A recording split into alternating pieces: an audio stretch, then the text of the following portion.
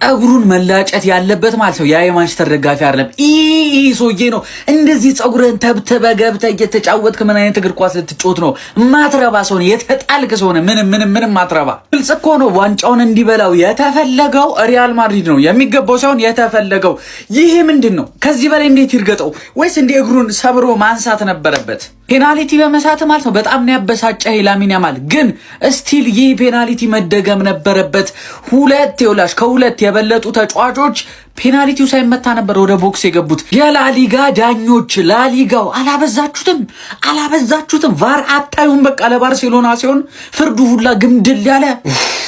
ባርሴሎና በጂሮና 2-1 ተሸንፏል ጋይስ። ሪያል ማድሪድ በ2 ነጥብ ላሊጋውን መምራት ጀምሯል። አይ ያማል ማለት ነው ዛሬ ባርሳን ዋጋ አስከፍሏል። ፔናልቲውን ከመሳቱ ውጭ ራሱ 1-1 ተገናኝቶ ሳተ። ለፍቷል እኮ ግን በቃ ረብስማ። ቀጣይ ሪያል ማድሪድ ከአይ ቲንክ ኦሳሱና ነው መቋጠር ነው እንግዲህ።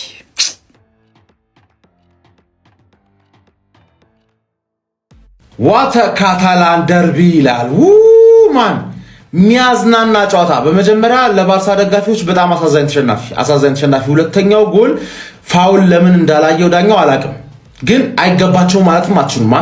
ጆዋን ጋርሲያ ብቻውን ያወጣው ዶራሩማ ኳስ ያቆማል እንዴ? ማን ዲ 4-5 ማግባችሁም ኤቭሪ ቻንስ ክሬት የሚደረገው ባርሴሎና ላይ በክንፍ በኩል የሆነ ኳስ ይሰነጠቅለታል፣ ኦንሳይድ ነው፣ ወደ መሃል ያስገባለታል። እቺን ራሱ ቢያገቡ ስንት ጎል እንደሚያገቡ ሚያዝናና ድራማቲክ የሆነ ፈርስት ሃፍ ብቻ ራፊኛ አንግል ለሚን የማል ፔናልቲ ላይ አንግል በረኛውን ሽጦት እድል አልነበራችሁም እና ያቺ ሃይላይን ምን ሆናችሁ ነው ማን እንዳለ ቻንሶች እንኳን እንዴት ናቸው? በቃ ሃይላይን ስላላችሁ በክንፍ በኩል ለአንዱ ይሰነጠቅለታል፣ ኦንሳይድ ነው፣ ወደ ቦክስ ያስገባዋል፣ ያኛውን በመሃል እየሮጠለታል። አለቀ። ሁሌም ክሰት ቻንስ ግን ሚያዝናና ጌም። እኔ ባርሳ አሸነፈም ተሸነፈም የባርሳ ጨዋታ ማየት ይመቸኛል። ምክንያቱም በቃ ባኬን ፎርዝ ነው ያዝናናል ነው የምልህ። በቃ ሚያዝናና ጨዋታ እኔ አራው ነው የሆነ ዛለ አስበላችሁ ብዬ ነበር የተሰረዘው ኳስ ምናምን ብዛት የኩንዴ ፋውል። እኔ ብዙ ሌሎች መግባት የነበረባቸው ጎሎች ነበሩ። የኩንዴ ግን ጎል መሆን አልነበረበትም። ገባችሁ አይደል? ምንም ጎል መሆን አልነበረበትም። አሁን ታይትል ሬሱ ፏ ብሏል ታይትል ሬሱ ፏ ብሎ ይቀጥላል። ማድሪድ የተበላሸው አንድ ችግር ስለነበረበት ነው። ፓስ ማድረግ ማይችል ሰው ስለሌለው የክሩዝን ቦታ መተካት የሚችል ሰው ሁሉም ሰው ስለሚሮጥ አቀበለኝ ብሎ ይሮጣል ሁሉ።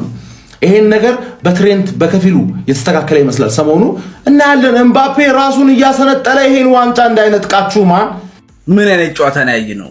ጅሮና የልጅነቴ እውነት ሁሌ እነግራችኋለሁ እያልኩኝ ረሳዋለሁ።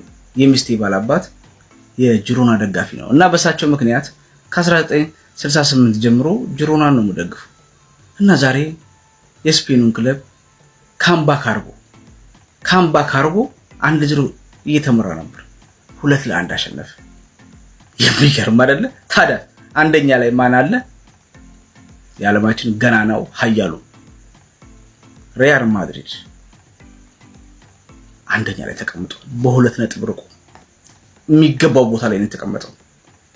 ሃንሲ ፍሊክ በጣም የምትችል አሰልጣኝ ነህ፣ በጣም የምትገርም ነህ፣ ግን ተጫዋች ይፈልጋል። እንደውም እስከዚህ መድረስህ በጣም ጎበዝ ነህ። ዋንጫውንም ነገ ልትበላ ትችላለህ። ለአንተ ክሬዲት መስጠት አይቻልም።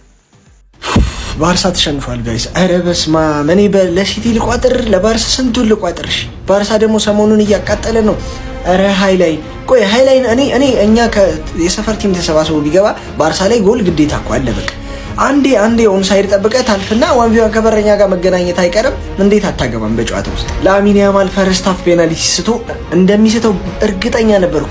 የሆነ የአንግሉ የቀረጹበት አንግል ነው ደግሞ መሰለኝ፣ ጠባብ ነሽ ጎሏ። በቃ አንግል መታበት ሳተው። ሰከንድ ሃፍ ኩባርሲ ባለፈው ከአትሌቲኮ ማድሪድ ሽራውበት ዛሬ የሚገርም ቴስት አግብቶ መርቶ ባርሳ አስቡት በጂሮና ካምባክ ሲሰራበት። ነጥቡ እንደምታዩት ነው እዚህ ጋር። ዛሬ አሸንፎ ባርሳ ከማድሪድ መሪነቱን መቀበል ይችል ነበር፣ ሳይጠቀምበት ቀርቷል። ባይዞ ቪክቶር ሬስ የተባለ የማንቸስተር ሲቲ ተከላካይ ካስታወሳችሁት በኦን ሎን ሄዷል ጂሮና እና የሚገርም ፐርፎርማንስ ነው ያሳየችው። ተመልሶ ራሱ ለኛ ተስፋ አለው።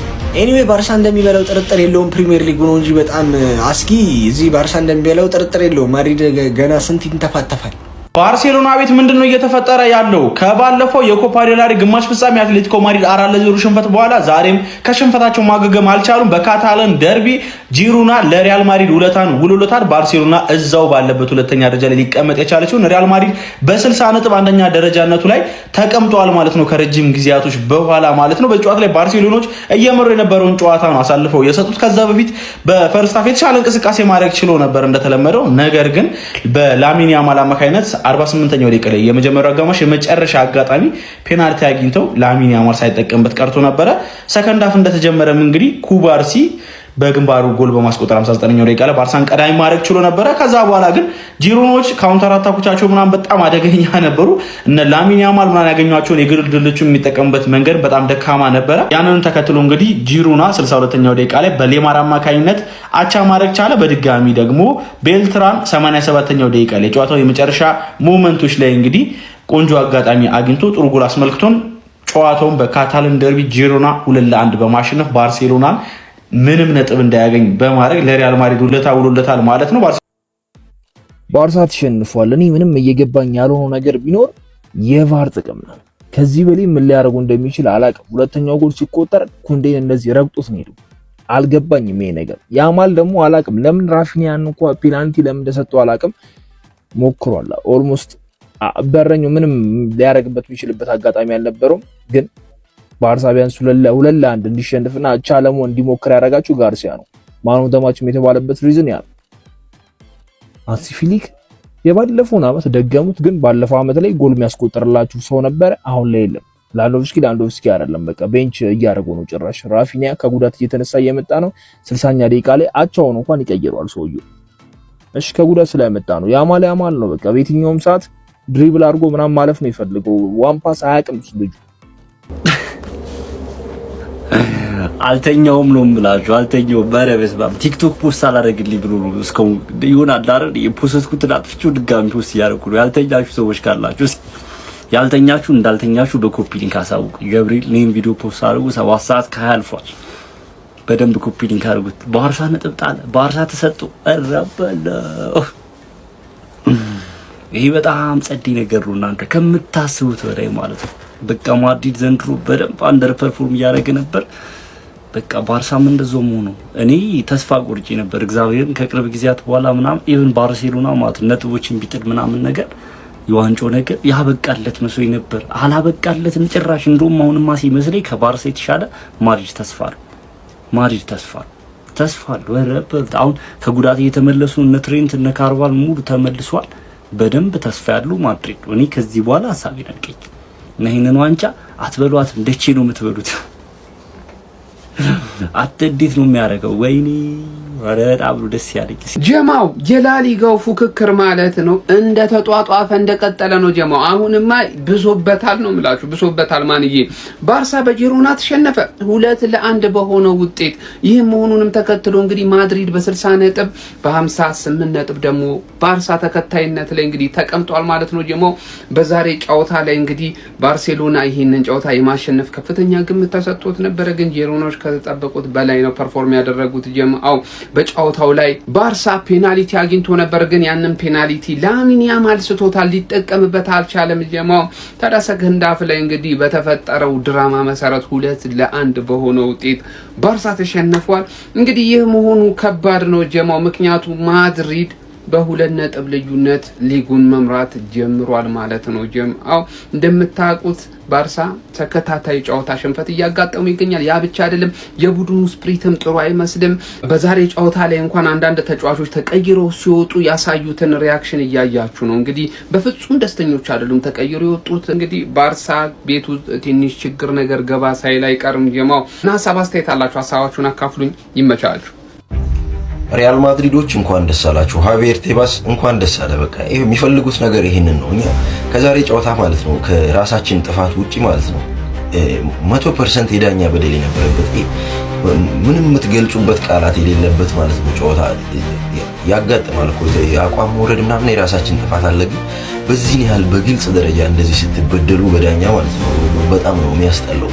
ላሊጋ ላይ ተደጋጋሚ የዳኛ ስህተት ማለት ነው። በቃ ባለፈው ተመልክታችኋል፣ ዛሬም ደግሞታል። እንኳን ደስ አላችሁ የኃያሉ ክለብ የማድሪድ ደጋፊዎች። እኔ በጣም ደስ ብሎኛል። ዛሬ ገና እግር ኳስ ፊታዊ ስትሆን ዛሬ አየሁ። ካምባክ አላደረገም ጂሮና ካምባክ። በቃ ስፔን ውስጥ ካሁን በኋላ ሁለተኛ ክለቤ ጂሮና። ለማንኛውም ንጉሱ ወደ ወንበሩ ተመልሷል፣ ቦታውን ይዟል። ጊዜያዊ ነበር ያፈገፈገው፣ ተመልሶልናል ነው የሚለው። ባርሴሎና በስፔን ላሊጋ 24ኛ ሳምንት እንግዲህ ያልተጠበቀ ሽንፈት ከሜዳ ውጪ በጂሮና አስተናግዷል ማለት ነው። እጅግ በጣም ድራማዊ ክስተቶች በነበሩበት በዛሬው ጨዋታ እንግዲህ ባርሴሎናዎች በፓውክ ባርሲ ቆንጆ የቴስታ ጎል ከረፍት መልስ ባስቆጠሩት ጎል መምራት ቻሉ ጨዋታውን ማለት ነው። ከዛም ጂሮናዎች በቶማስ ሌማር ከሁለት ደቂቃዎች በኋላ ጎል አስቆጥረው ጨዋታውን አንዳቻ ማድረግ ቻሉ። ከዛም ፍላን በልትራን በ87ኛው ደቂቃ ላይ አከራካሪ የሆነች ጎል ከርቀት መጥቶ አስቆጥሮ ጂሮናዎችን አሸናፊ ማድረግ ችሏል ማለት ነው። በዚህ ጨዋታ ላይ ከተመለከትናቸው ጉዳዮች መካከል ላሚን ያማል በ45 ሲደመር 3 ወደ እረፍት ሊያመሩ ሲል የተገኘችዋን የፍጹም ቅጣት ምት እንግዲህ ስቷል ማለት ነው። አንግል አጋጭቶ ወደ ውጪ ወጥቶበት ማለት ነው፣ መጠቀም አልቻለም ማለት ነው። በዚህ ጨዋታ ላይ በጂሮናዎች በኩል ላሚን ያማል ላይ በተሰራ ጥፋት እንግዲህ ሮካ የተባለው የጂሮናው ተጫዋች እንግዲህ 90 ሲደመር 9 ላይ በቀይ ካርድ መውጣት ችሏል ማለት ነው። እንግዲህ ባርሴሎናዎች ወሳኝ የሆነ 3 ነጥብ ጥለዋል ማለት ነው። ከተቀናቃኛቸው ሪያል ማድሪድ በልጠው የላሊጋው መሪ የሚሆኑበትን 3 ነጥብ ነው መጣል የቻሉት። እንግዲህ ከሪያል ማድሪድ በ2 ነጥብ አንሰው እንግዲህ አሁን ከ24 ጨዋታዎች በኋላ በ58 ነጥብ ሁለተኛ ላይ ይገኛሉ። ሪያል ማድሪድ በ60 ነጥብ እንግዲህ ላሊጋውን መምራት ጀምሯል ማለት ነው።